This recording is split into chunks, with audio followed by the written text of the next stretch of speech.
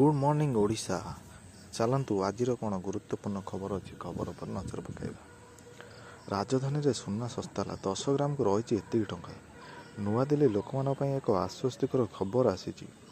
देशर राजधानी दिल्ली रे कमिला सुना दर। आश्चर्यजनक कथा होची डॉलर इंडेक्स रे बड़ ह्रास पर सुना मूल्य ह्रास परिलक्षित हेउची। विशेषज्ञ मतरे आगामी दिन में सुनार मूल्य आहरी वृद्धि पाइपरे। आसतु जानिबा देशर राजधानी दिल्ली रे सुनार मूल्य केते रही। गुरुवार दिन जातीय राजधानी दिल्लीर सुना बजार सुना मूल्य 200 टଙ୍କା ह्रास पाई 10 ग्राम प्रति मूल्य 89,100 टଙ୍କା रही। 99.9% शुद्ध सुनार पूर्व 10 ग्राम प्रति मूल्य 89,300 टଙ୍କା थिला। 99.5% शुद्धता विशिष्ट सुना 10 ग्राम प्रति दर बुधवार दिन 28,900 टଙ୍କାରୁ 200 टଙ୍କା ह्रास पाई 28,700 टଙ୍କାରେ पहुंची। तथापि सुना रूपा किलोग्राम प्रति 99,000 टଙ୍କା स्थिर होई खबर मिली। परवर्ती खबर एवं जहाँ सूचना मिली सुभद्रा योजना रे मिल 10,000।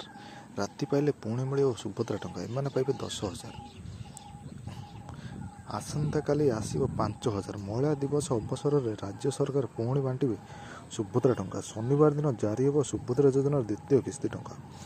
यही महिला को मिल 10,000 टंका। गुरुवार दिन सुभद्रा हिताधिकारी को मिली प्रथम किस्तीर प्रथम पर्याय टंका।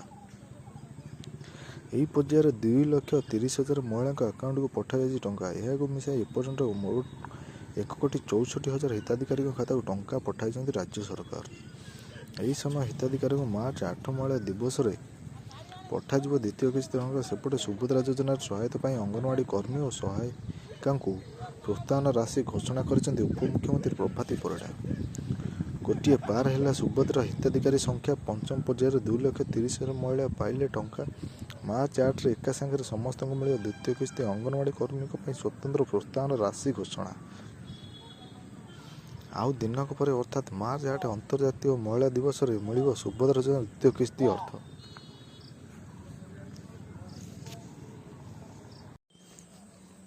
चलतु परवर्ती खबर पर नजर पकाइबा। शरीर में पानीर अभाव अच्छी कि ना किपर जानवे यही उपाय करंतु परीक्षा। आमे समस्त प्रचुर पानी पीवा उचित। आपण प्रायतः लोक मानकु एपरि कहवा निश्चित शुणिथिबे। पानी पीवा स्वास्थ्य खूब भल हेले कम पानी पीवा शरीर में अनेक प्रकार समस्या बढ़ाई पारे।